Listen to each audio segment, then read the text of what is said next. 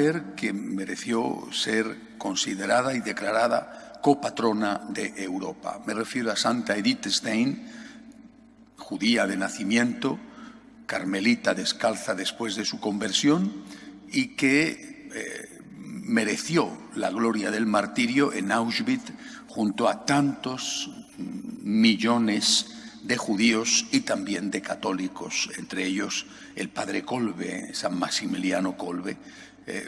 Son millones los polacos que también murieron allí como represión por parte de los nazis contra esa nación.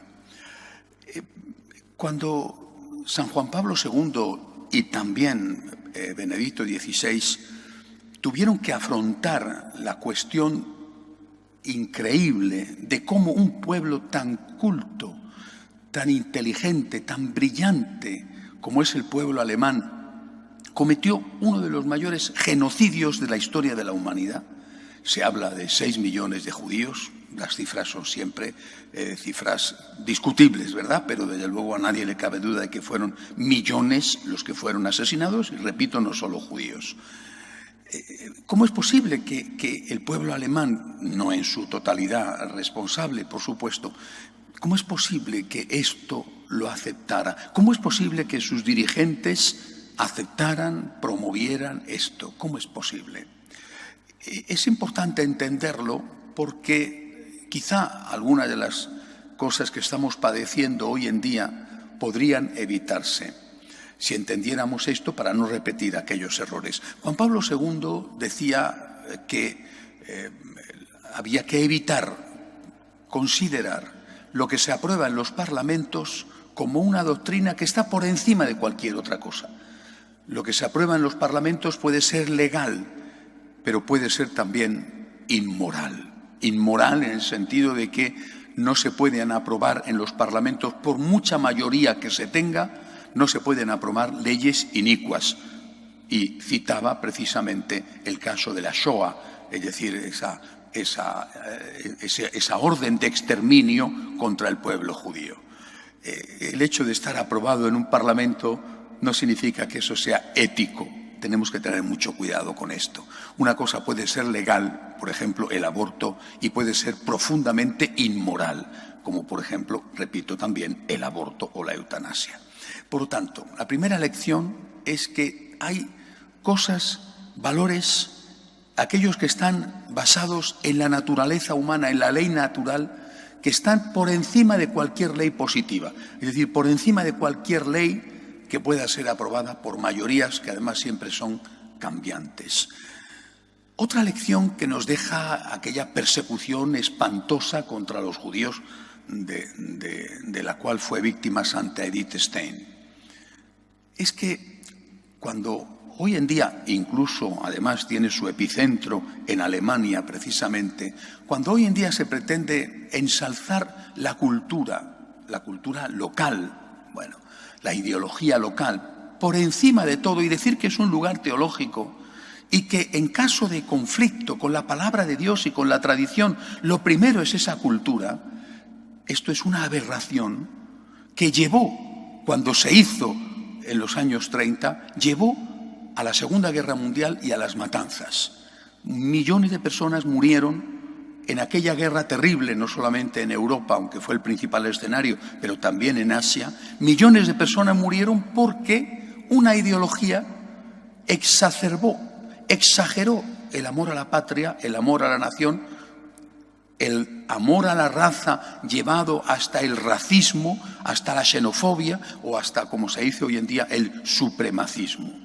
Eso se exacerbó, se sacó de su contexto y se convirtió en una motivación, en un motor que justificaba aberraciones. Por eso, la cultura, cualquier cultura, en aquel momento era aquella y cometeríamos un gravísimo error y además estaríamos ignorando las lecciones de la historia si no nos diéramos cuenta de que hoy tenemos el mismo problema, aunque tenga manifestaciones diferentes. Porque hoy también hay una cultura, por ejemplo, que valora por encima de todo la libertad. La libertad es lo más sagrado que existe. Y entonces, en nombre de la libertad, se dice que la mujer es dueña de su cuerpo y que puede matar al bebé que está dentro de ella porque, como algunas dicen, no es más que un quiste que le ha salido ahí, ignorando todo lo que dice la ciencia. Mi cuerpo es mío y hago con él lo que quiero y mato a este niño con el aborto. Es decir, en cada momento de la historia hay, y a veces en un país hay una cultura y en otro hay otra, pero en cada momento de la historia hay culturas que se presentan como absolutos y que exigen a la persona la pleitesía. Y todo aquel que no se pliega, que no se arrodilla, que no adora a esa cultura, es marginado. No es políticamente correcto, aunque esta frase de ser políticamente correcto es de nuestro lenguaje reciente, el fondo ha estado siempre ahí. No se era políticamente correcto cuando los primeros cristianos se negaban a adorar al emperador. Y hoy decimos, qué barbaridad, tener que adorar a un emperador. En aquella época era lo que se exigía. Y aquellos murieron porque se negaron a eso. La cultura siempre, y sobre todo, repito, cuando se saca de su contexto y se exageran aquellas cosas que pudieran ser positivas, como el amor a la patria, la cultura siempre tiene que estar bajo la palabra de Dios, bajo la ley moral natural, bajo ambas cosas. La ley moral natural y, para los católicos, la palabra de Dios y la tradición. Primero la palabra de Dios y después la cultura. Y si hay un choque entre lo que te enseña la cultura del momento, que también tendrá cosas buenas, pero si hay un choque entre lo que te enseña la cultura del momento y lo que te enseña la palabra de Dios, primero la palabra de Dios y luego esa cultura. El católico es siempre alguien que no se arrodilla delante de los seres humanos, porque solo se arrodilla delante de Dios. Delante de Dios nos ponemos de rodillas y delante de los demás saludamos con cortesía, pero mantenemos nuestra dignidad. Nos toca ser políticamente incorrectos, aunque en un momento de la historia eso signifique una cosa y en otro momento otra.